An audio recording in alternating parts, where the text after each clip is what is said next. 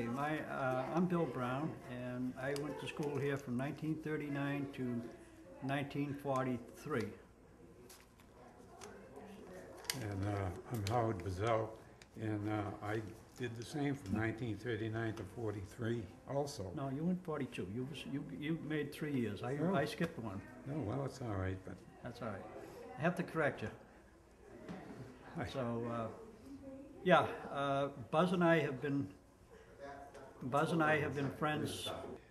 And then, Okay, yeah, Buzz and I, and that's his nickname, among others, we're buddies since probably 1935. We both started down at the Center School, which is long gone, and we came up to the Highland School. My first teacher in the 4th grade was Miss Joni. I guess she liked me very much because she held me back for another year.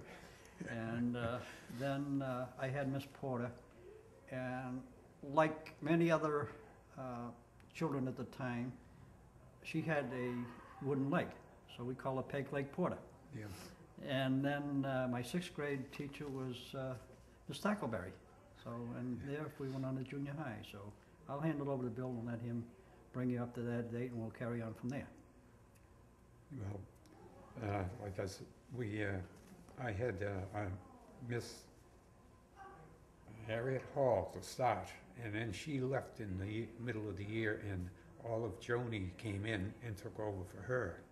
And then at my last year here was with Miss Stackleberry, and it's hard to remember, but I can remember her name from the word go.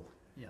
But, and also, I think in those days, Bill, didn't they have like the 3rd grade on one side and the 4th grade on the other side? I don't think there were any 3rd grades up here at the time, Buzz. I think there was 4th grades and 4th, 5th, and 6th.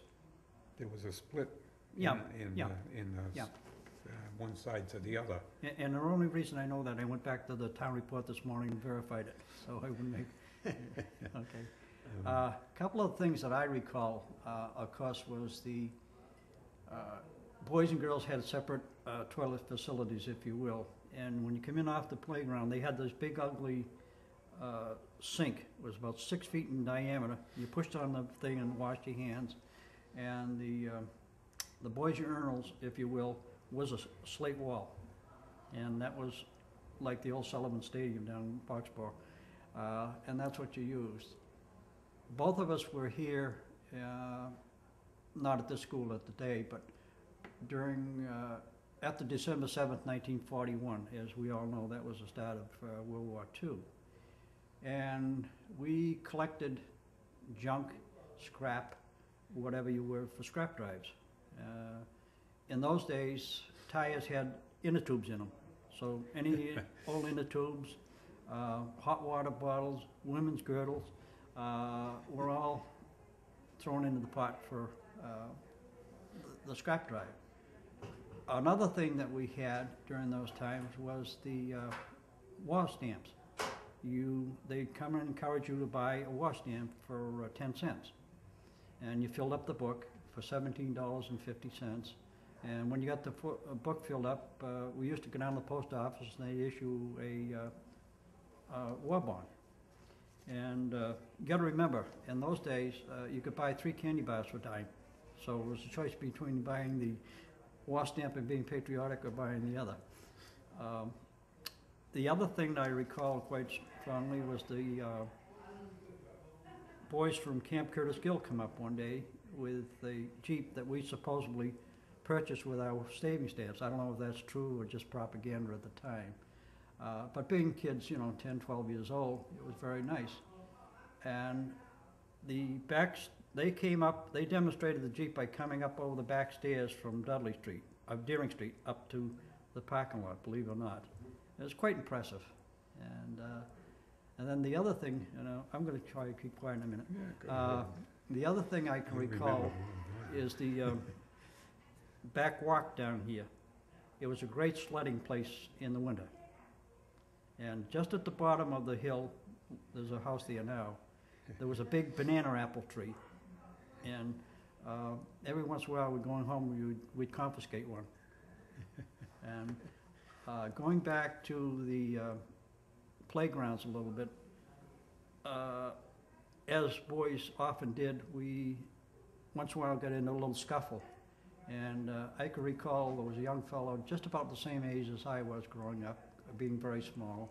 And by the way, my nickname at the time was Peanut, and it still is. And he'll tell you how that got there. Yeah. But Teddy and I had a, I don't know, scuffle on the playground. Thereafter, we became great friends. And unfortunately, Teddy was killed in a car accident on 128 before it was ever finished. So, and Teddy played basketball with Buzz in high school, so we both had a common connection there. So I'll try to keep quiet and let Buzz talk to you a little bit. I don't want to do all the talking. I recall a man by the name of Jim Healy was the custodian. Yep. I believe that's what they call him now, is a custodian, and it's not a janitor. But I remember him. He was a great friend of my father's. And that was, oh God, I don't know. We used to meet him out all around town, but Bill covered everything just about great. And my dad was a firefighter for the town of Reading for 34 years, and he retired. And of course, I can recall the air raid drills downstairs in this school when the war broke out. You had to bring newspapers from home to put your feet on because the cement floors were cold. And that was in 1941, after when the war started. And that was then after the drill. Then you had to go home, so you're out of the school. And vaguely, it's hard to remember a lot of things, but you walk in it, and when you got into trouble, you had to go in and see Miss Wakefield. She was the principal, and she had that big fireplace in there, and you stood and you looked at that fireplace, and then when she got around to it, by the time you got to talk to her, you were pretty well shook up, I'll tell you. But that's... Were you there that often? I didn't see you. You must have been in the other room. Yeah, there were several times I was there. Yes. But I did find my report cards from here, and they weren't too good, so I didn't bring them. That's about what I have in memory from this school. Well, a couple other things, not directly but indirectly related to the school. Of course, during the war years, we were around and there was all sorts of patriotic things going on. They used to have the gentleman from the American Legion come up. I don't recall whether it was Memorial Day or Veterans Day. Veterans Day, that was Stevens. Stevens, yes, Yeah. lived right down the street. Yeah. And he used to give us a talk. The other thing, as kids growing around Reading, we had pretty much free access. I was down on Kingston Street, which is probably 2 streets down one day, and there was a flight of over 100 B-17s flew over Reading on their way to Grenier, hopping across from Washington State. They'd hop across the various airports. And although I did not witness it, there was a young man from Reading by the name of Cobb. I don't remember his first name off the top. Dick Cobb. Yeah. He buzzed Reading Square one day with a B-17 on his way over. And unfortunately, he was killed in Germany on a flight, so. Yeah, he lived on Kingston Street. Yes, he did. He lived on Kingston Street, and he buzzed Kingston Street on the way over up to Grenier Field. So, but I think the memories that I have of Highland School is more the friendships that we've developed over the years. Like I said, Bill and I go back to 1935, 34. Yeah. There's another buddy of ours which is no longer with us, unfortunately. He and I went back. There's probably a half a dozen of... Gene Nigro was on the library board for a good many years. Gene was here at the same time. So, there was a half a dozen of us, and I think there's 2 or 3 of us still left. And when you had those air raid drills, did you go into the basement for them, or were you in the hallway? Were you under your desks? Do you recall? no, I think the desks only come in during the Cold War, when you had to duck the atom bombs. There were no atom bombs. A side note to that too, At the same time, during World War II, up where Nelson Burbank lives, up on, I don't know the street, off of Charles Street. In back of there was an observation tower. And they had to report every airplane that flew over Reading into Boston.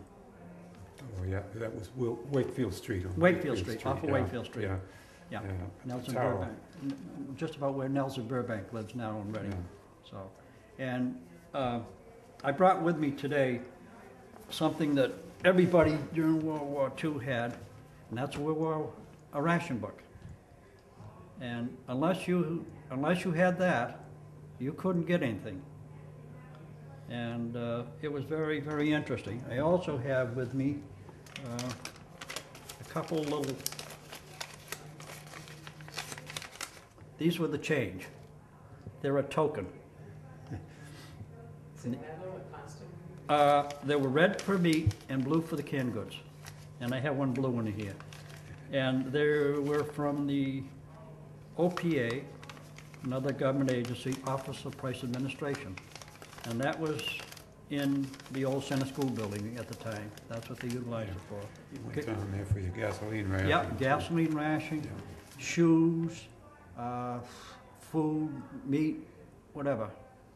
So, and as a consequence, a lot of people raised chickens.